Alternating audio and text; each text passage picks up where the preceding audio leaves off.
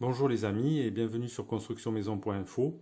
Alors je vais vous parler aujourd'hui de permis de construire annulé. C'est une question qui est très problématique en fait quand on veut faire construire une maison et qu'on achète un terrain. Cette question, c'est la question du recours des tiers. Mais avant de commencer, n'oubliez pas de vous abonner à la chaîne si vous ne l'avez pas déjà fait. Et vous pouvez également cliquer sur le pouce j'aime sous la vidéo. Alors nous sommes des animaux territoriaux, nous les hommes en fait, et il y a un côté émotionnel dans la possession d'un terrain, et c'est d'autant plus un terrain sur lequel on va construire notre lieu d'habitation.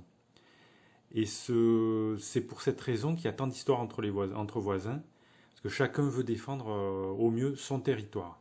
Ça peut sembler un peu curieux, un peu primitif, mais c'est comme ça. Alors d'ailleurs, pour certaines personnes, l'idée de vendre un terrain, c'est une idée qui est très douloureuse en fait. Certains ne veulent pas du tout se séparer de la terre. Il y a un rapport émotionnel à la terre. Et vendre un terrain, c'est un peu comme si on leur arrachait un bras. C'est une image, bien sûr.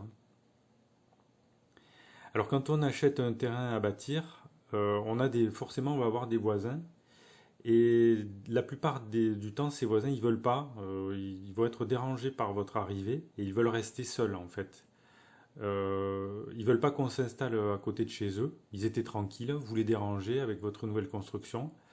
Et la plupart de vos voisins, ils vont rien faire en fait. Mais ça n'empêche pas qu'ils vont quand même vous considérer comme un intrus. Et quelqu'un qui dérange en fait. Et certaines personnes procédurières vont tenter de vous empêcher de mener votre projet à bien. Alors heureusement, il y a des lois pour tempérer les obstructions abusives. Dans le cas des terrains à bâtir et des permis de construire, les règles sont très bien posées, très bien définies au niveau national, avec les règles d'urbanisme national donc, et de très nombreuses particularités locales sur le droit à la construction qu'on trouve par exemple dans les PLU, c'est-à-dire dans les plans locaux d'urbanisme, qui donnent en fait les règles locales de construction. Alors ces lois, elles ne sont pas faites contre vous, elles sont faites pour vous protéger. Elles sont faites en fait pour tout le monde et elles vous protègent vous aussi bien que vos voisins. Mais ces lois, elles peuvent vous protéger contre vos voisins qui veulent vous empêcher de faire construire votre maison et donc qui veulent vous empêcher d'exercer vos droits à vous qui sont tout à fait équivalents à ceux de vos voisins. Mais bien sûr, la règle élémentaire, en fait, c'est le respect de la loi. Il faut respecter la loi pour pouvoir défendre ses droits au mieux en cas de problème. Alors à partir du moment où vous avez obtenu votre permis de construire, il existe un délai de 2 mois pour que les voisins ou quelqu'un d'autre, hein, ou quiconque d'ailleurs, une association, n'importe qui, donc pour que quelqu'un qui ne serait pas d'accord avec votre projet de construction fasse un recours. On appelle ça le recours des tiers. Alors ce recours, il commence dès que vous avez affiché le permis de construire sur le terrain. Donc c'est un panneau qui vous donne obligation légale d'afficher un certain nombre d'informations sur votre permis de construire, la date, le numéro du permis, le lieu où vous pouvez consulter le permis, la mairie. Et donc ce délai en fait de recours, il est de 2 mois à partir du moment où vous avez affiché votre panneau de permis de construire. Mais il faut y rajouter 1 mois supplémentaire puisque votre permis peut être annulé par la préfecture pendant 1 mois au-delà des 2 mois du délai de recours des tiers particuliers.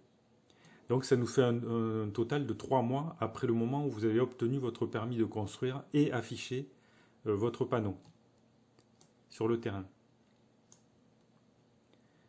Alors le résultat, c'est que ça fait des délais extrêmement longs pour l'achat d'un terrain, notamment quand il y a une clause suspensive liée à l'obtention du permis.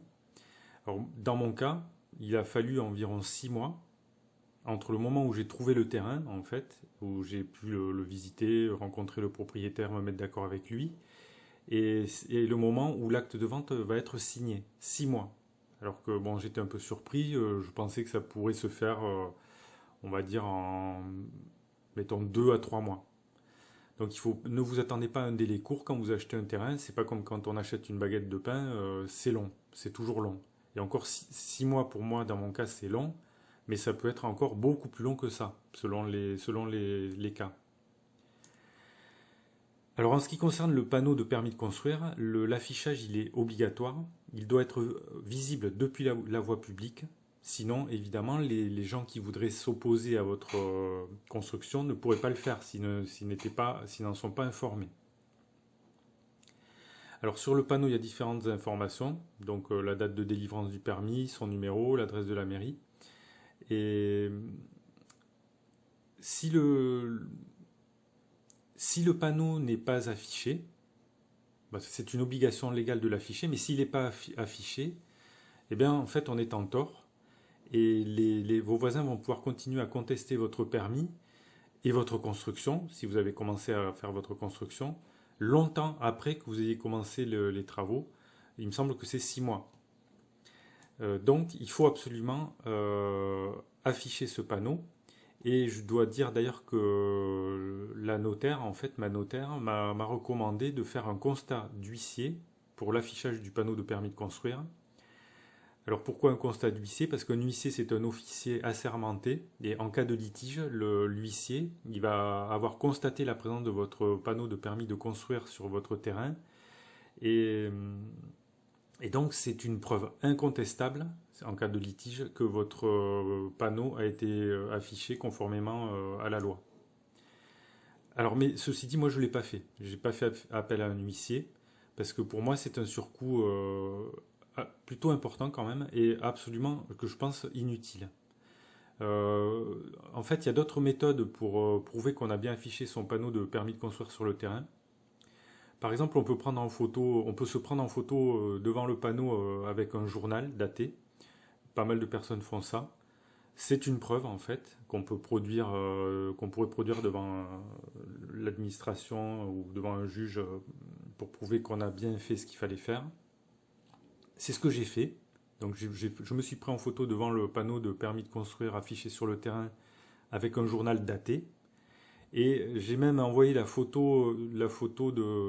photo en fait à ma notaire qui pourrait, si le cas se produisait, témoigner donc en ma faveur, en disant que effectivement j'avais bien affiché ce panneau permis de construire.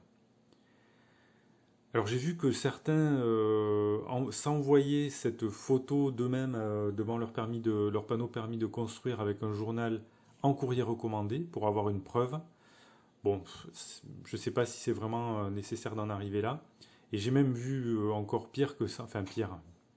J'ai vu dans une vidéo sur YouTube faite par Romain Bagari, donc qui est un, je crois, agent immobilier, qu'il a envisagé d'envoyer tous les jours un courrier recommandé avec la photo du panneau permis de construire, ce qui voudrait dire qu'il aurait envoyé 60 courriers recommandés, donc un par jour.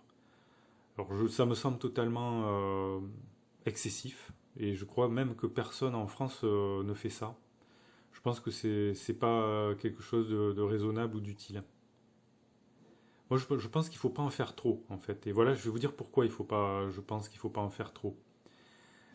La première raison, d'abord, si vous obtenez votre permis de construire, c'est que votre projet, il a été vu et revu et envisagé par les autorités compétentes, la mairie en premier lieu, mais aussi toutes les différentes administrations.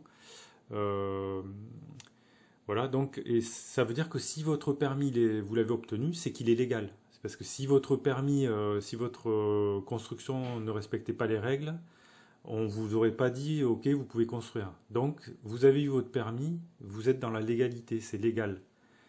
Et ce d'autant plus que vous, quand vous avez fait votre demande de permis, vous avez bien fait attention à bien respecter les règles d'urbanisme, pour pas être en tort, justement. Ça veut dire que si quelqu'un veut faire un recours contre vous, contre votre construction, contre votre permis, cette personne, elle peut le faire, bien sûr. Mais s'il n'y a rien d'illégal dans votre permis, eh ben, ce recours, il va être rejeté. Il faut qu'un recours, pour être accepté, pour être valable, il faut qu'il soit fondé sur des causes réelles. Par exemple, si vous construisez un bâtiment de 5 étages alors que le plan local d'urbanisme n'en autorise que 2, là c'est une cause réelle. Mais vous n'allez pas faire ça, vous allez respecter les règles. Et de toute façon, je l'ai dit plus haut, la loi, elle protège les propriétaires qui sont déjà en place, bien sûr, vos voisins, vos futurs voisins. Mais elle vous protège aussi, vous. et elle protège vos droits à la construction. Elle vous protège à vous et vos droits. Vous avez autant de droits que le voisin. C'est tout le monde. La loi, le droit s'applique pour tout le monde en fait. C'est pas uniquement pour les propriétaires. Et alors, ce qui se passe si un recours n'est pas fondé, s'il n'y a pas de vraie cause en fait pour un recours, ben, ça s'appelle un recours abusif en fait.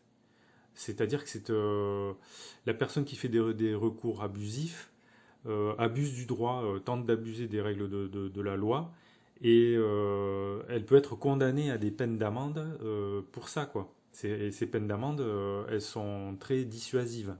Et je ne parle même pas en plus de ces personnes qui veulent faire des recours, de la dimension administrative, des paperasses que ça demande. Je me souviens qu'il y a eu le cas il y a quelques années d'un bonhomme en fait malhonnête, on va dire, qui faisait systématiquement des recours contre les permis de construire des promoteurs immobiliers. Je crois que c'était dans la région de Provence. Il faisait du chantage au recours en fait. C'est-à-dire qu'en fait il faisait systématiquement des recours pour faire annuler les permis et il se faisait payer en fait par les promoteurs pour retirer ces recours. Mais finalement, en fait, il a été condamné et il a été condamné lourdement parce que ça, c'est du juridisme, en fait, c'est du procédurisme, on pourrait dire, et ça ne respecte absolument pas l'esprit de la loi. La loi, elle n'est pas faite pour qu'une personne procédurière fasse de l'argent sur votre dos. Donc, ce que je peux dire, c'est que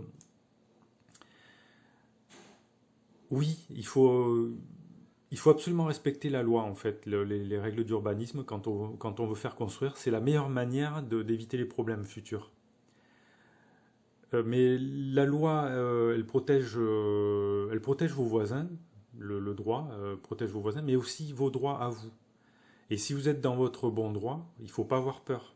N'ayez pas peur, vous pouvez vous défendre. Si on vous attaque en droit, en justice, vous pouvez vous défendre, vous aurez des arguments. Et pour conclure, je voudrais dire aussi une chose très importante, c'est que cette question du recours des tiers, c'est aussi une affaire de probabilité. Parce que bon, quand vous faites un permis de construire, certains de vos voisins vont sûrement penser que vous les gênez avec votre nouvelle maison, votre construction, ça les embête, ils étaient tout seuls, ils auraient bien aimé peut-être rester seuls. La plupart du temps, ils vont rien vous dire en fait. Ils n'en penseront pas moins, mais c'est pas parce qu'ils vous les gênez un peu peut-être, vous modifiez leur environnement, qu'ils vont tenter quelque chose. La plupart du temps, ils vont rien faire en fait pour vous empêcher de faire votre projet. Et c'est une question de probabilité. Alors la probabilité pour que vous tombiez sur une personne procédurière qui va vraiment passer à l'action, c'est quand même faible. Il n'y a pas des recours, on ne voit pas des recours sur tous les permis, ça n'existe pas. La plupart des permis sont acceptés et les gens font construire sans problème en fait. Et puis vous pouvez vous défendre bien sûr et faire condamner une personne qui ferait un recours abusif uniquement pour vous nuire. Vous pouvez même demander des dommages et intérêts. C'est pour ça qu'en fait il n'y a pas tant de recours que ça. Voilà, je vous ai dit ce que je pensais des recours, un peu la méthode, la manière de les aborder selon moi. Si vous avez des questions, des remarques ou des commentaires, si vous-même vous avez eu des problèmes en fait avec vos voisins, vous pouvez, on peut en discuter dans le fil de discussion qui est sous la vidéo. Ça peut être intéressant en fait de voir différents points de vue. Et voilà. Donc si la vidéo vous a intéressé, vous pouvez cliquer sur le pouce j'aime sous la vidéo.